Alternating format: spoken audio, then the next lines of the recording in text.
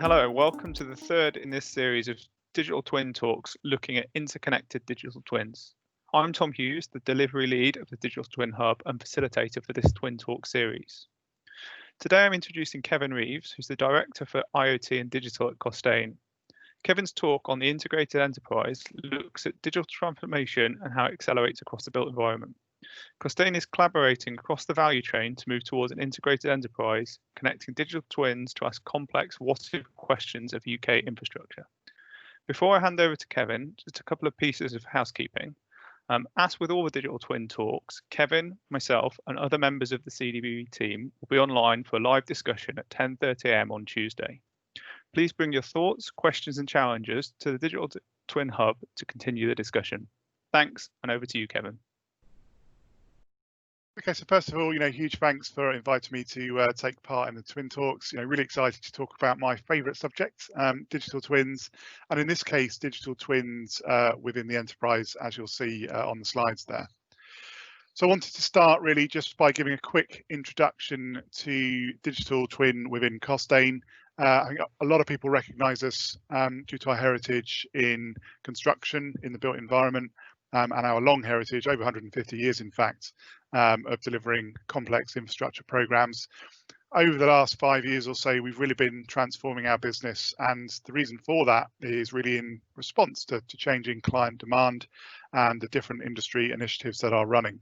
So as everyone will know, there's a huge focus now around digital, and in particular digital twin. So in response to that, we've been reshaping our organisation, transforming our business, with digital really being at the core of everything that we do.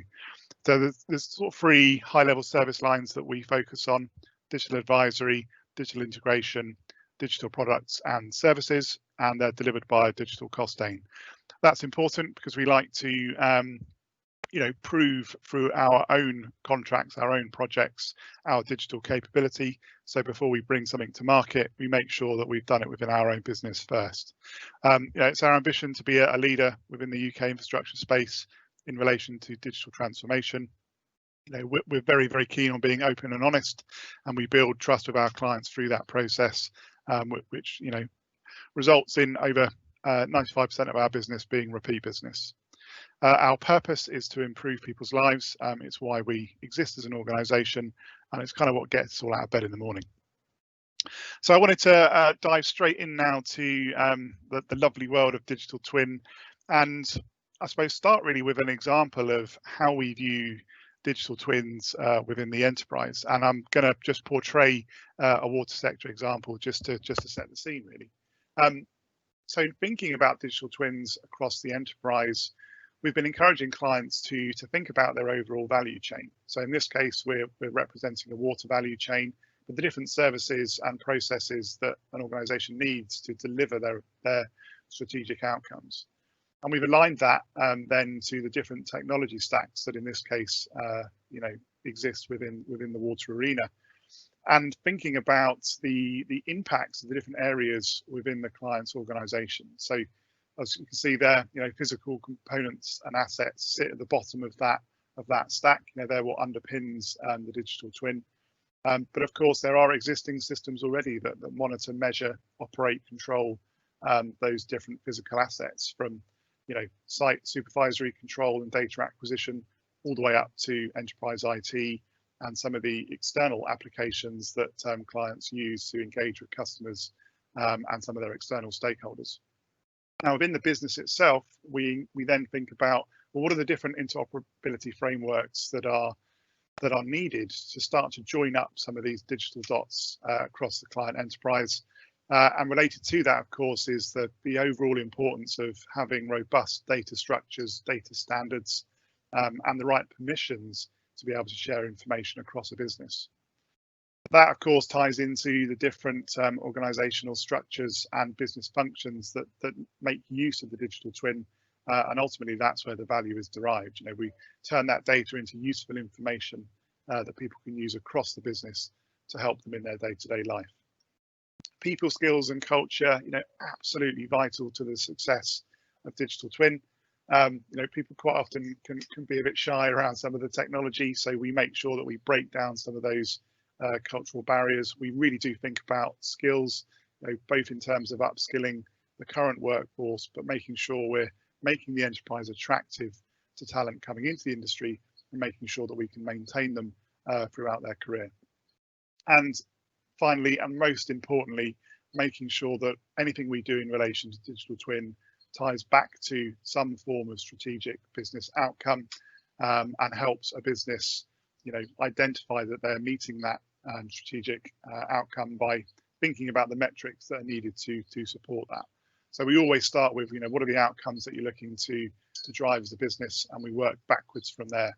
That way, creating the investment case for a digital twin is much, much easier. I'm not going to read out the benefits that we show there on the left-hand side, but ultimately where we want to get to is the ability to be able to ask what if across UK's critical national infrastructure. There are big complex questions that are really difficult to ask, really difficult to answer if we approach things in silos, hence the need to join up some of those digital dots. So from an enterprise perspective, that's really what we mean. It really is thinking about the value chain, the overall technology within an organization, and looking at how you can join those dots to be able to answer those big complex questions. These are by no means an exhaustive list of the different challenges that we face, but these are definitely, I would say, the top 3 challenges that we see. Mentioned it briefly before, but transformation historically sort of happens in silos, and that's not a criticism of just our industry. It happens everywhere, but it's those silos that we're trying to break down. The real value comes in integrating that information and data across an enterprise. Therefore, it's absolutely vital to lift those great initiatives out of those silos and raise awareness across the business and join those dots. Lack of digital and data standards. Yes, there are definitely standards that are adopted. You think about ISO 27001. You think about the BIM standards. There are standards that are being adopted, but they're quite siloed in their nature. When we think about some of the different business functions, think about logistics, for example, there is a lack of digital and data standards around that. So it's something that we encourage as part of everything we do. Map out the standards that exist, encourage client organisations to adopt those, and where there are gaps, identify them, and then work with clients to resolve that. Traditional culture, I think we can all agree, we're in a very, very traditional industry. It's remains, largely kind of unchanged fundamentally for decades. And again, that's not a criticism, it's just the way our industry works. But there are lots of traditional cultures that we have to overcome as part of this process of digitizing the industry and driving that transformation. And I'll talk a little bit in a minute about some of the activities that we do that help with that. So our approach really is, absolutely aligned to the National Digital Twin Programme. We've been supporting it from day one, pretty much. The Gemini principles is absolutely adhered to within our organisation. Much of it is good architectural, good practice anyway, but we absolutely make sure that we are aligned to the Gemini principles because it just makes good business sense. 2 other things we do I think are important to note. We definitely encourage systems thinking, right at the start of the process, and this is to help clients think about, not just one particular project or program or asset, but how that fits in the bigger picture. And we did some work with one of our water projects, and again, I'll use that as an example. But they identified £60 million worth of savings across a major scheme, just from going through that systems thinking process. Identifying that some of these different functions within the business are in fact joined up, and we're able to identify savings by not duplicating work, by thinking about it as a system of systems. So again, there's good business sense in adopting these approaches. Once we've got that vision nailed, the next thing we do is we get our team of architects, technical architects, enterprise architects to come and get involved, and we adopt as an organisation TOGAF, which is the Open Group Architecture Framework. We've adopted that because it's a global standard. There are accreditations that you can seek for individuals to demonstrate competence. And again, it works. It's proven across the globe, across different industries. The other thing that we're keen on from a cultural point of view is some of our behavioural science work. We have a team of behavioural scientists who've worked absolute magic in terms of health and safety, and they're now focusing their lens on technology.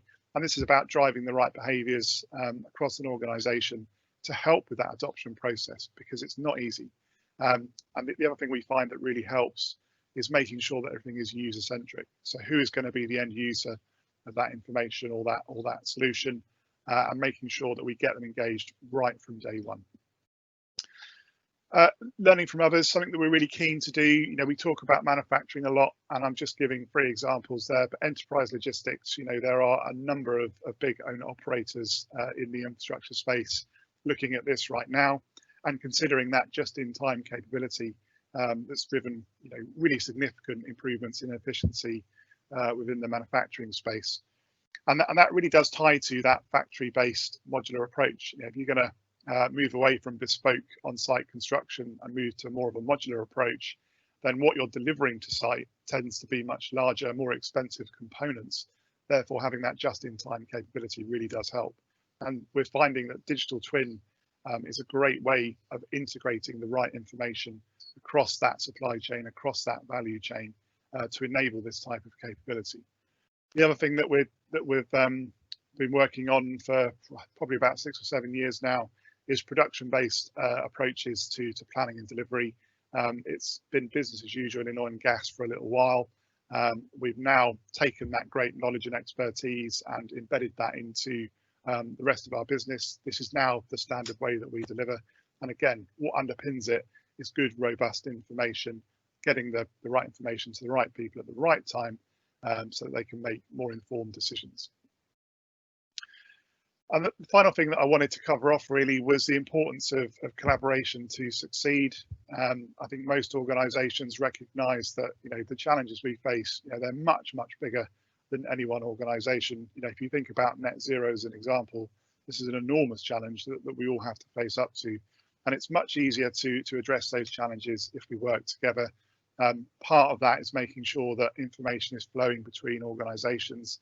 So again, very much see digital twin as being an enabler to achieving some of those net zero goals, but also making sure that as we go through that process, you know, we build on our current UK leadership in relation to BIM and digital twin, and we cement ourselves in the international landscape as being global leaders.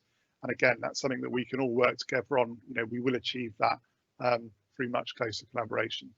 So that's kind of the key topics that I wanted to cover off in this talk, and yeah, look forward to having a robust discussion as part of the ongoing Twin Talks. So thank you.